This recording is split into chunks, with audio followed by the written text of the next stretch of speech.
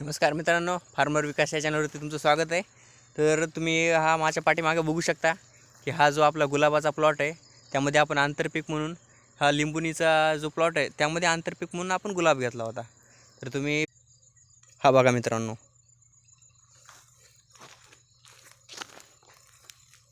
आपण जे गुलाबचे पीक घेतलं होतं त्या गुलाबाला हे बघा, हे छोटे छोटे छोटे छोटे असे गुलाब असे फूल लागले तर, पण ते फूल आपण पकडायचे नाही।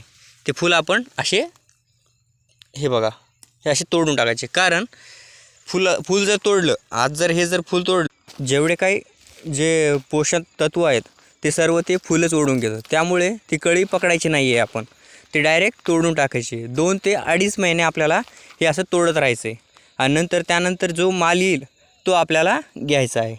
तर धन्यवाद मित्रांनो, अशा टिप्स आणि अशा हे करण्यासाठी फॉलो करा।